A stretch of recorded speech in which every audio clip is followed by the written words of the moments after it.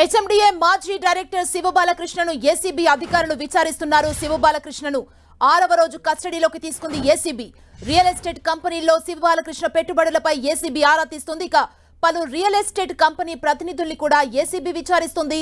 2 ప్రముఖ కంపెనీల్లో శివబాలకృష్ణ పెట్టుబడులు పెట్టినట్లు సమాచారం.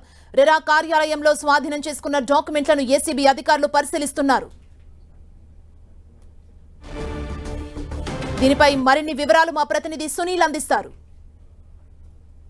ఇటీవల అరెస్ట్ అయినటువంటి హెచ్ఎండిఏ మాజీ డైరెక్టర్ రేరా కార్యదర్శి శివబాలకృష్ణని ఈరోజు 6వ రోజు ఏసీబీ అధికారులు మరొకసారి కస్టడీలో తీసుకొని విచారిస్తున్నారు. ప్రస్తుతం ఏసీబీ కార్యాలయంలో శివబాలకృష్ణకు సంబంధించిన ఆర్థిక లావాదేవీలు, అదేవిధంగా ప్రాజెక్టులకు సంబంధించిన అనుమతులు, అదేవిధంగా ఇంట్లో దొరికినటువంటి బహుమతులు, వీటన్నిటిపై కూడా మరొకసారి ఏసీబీ అధికారులు శివబాలకృష్ణని సుదీర్ఘంగా విచారిస్తున్నారు. నిన్న దాదాపు 5 రోజుల పాటు కస్టడీలో కీలక ఆధారాలు సేకరించినటువంటి ఏసీబీ అధికారులు ఆ డాక్యుమెంట్స్ మొత్తం కూడా ముందుంచి ఈరోజు మరొకసారి శివబాలకృష్ణని మరొకసారి విచారిస్తున్న పరిస్థితి మాత్రం కనబడుతుంది. మరోవైపు శివబాలకృష్ణ సోదరుడు సునీల్ని ఇటీవలే ప్రశ్నించారు. అతని దగ్గర నుంచి స్టేట్మెంట్ కూడా నమోదు చేసుకున్నారు. ఇక రేరా కార్యాలయంలో దొరికినటువంటి 12 లక్షల విలువైనటువంటి చీరలు కావచ్చు, 20 లక్షల నగదు, అదేవిధంగా కొన్ని కోట్ల రూపాయలు సంబంధించినటువంటి డాక్యుమెంట్స్, వీటన్నిటిపై మాత్రం మరొకసారి శివబాలకృష్ణని అటు ఏసీబీ అధికారులు ప్రశ్నిస్తారు. ఇక మరోవైపు 2021-23 సంవత్సరంలో హెచ్ఎండిఏ డైరెక్టర్గా పనిచేస్తున్నటువంటి సమయంలో కొన్ని వేల కోట్ల సంబంధించిన ప్రాజెక్టులకు అనుమతులు ఇచ్చాడు. ఆ నిబంధనల విరుద్ధంగా ఏ ప్రాజెక్టులకు అనుమతులు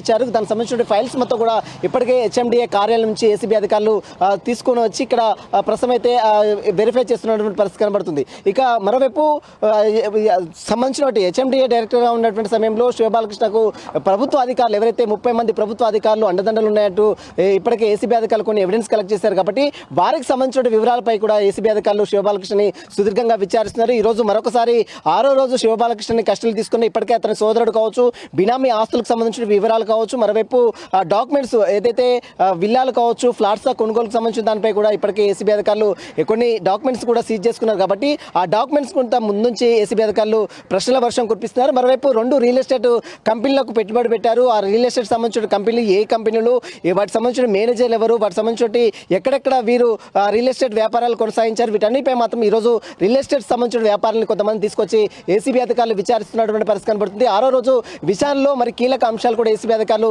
శివబాలకృష్ణ దగ్గర నుంచి రాబట్టే అవకాశం ఉంది. మరొక 2 రోజుల పాటు శివబాలకృష్ణని ఏసీబీ అధికారులు విచారించి పూర్తిగా అతని యొక్క స్టేట్మెంట్ కూడా నమోదు చేసుకున్న తర్వాత కోర్టులో ప్రొడ్యూస్ చేసే అవకాశం ఉంది. ఇప్పటికే బ్యాంక్ లాకర్స్ కూడా ఏసీబీ అధికారులు గుర్తించారు.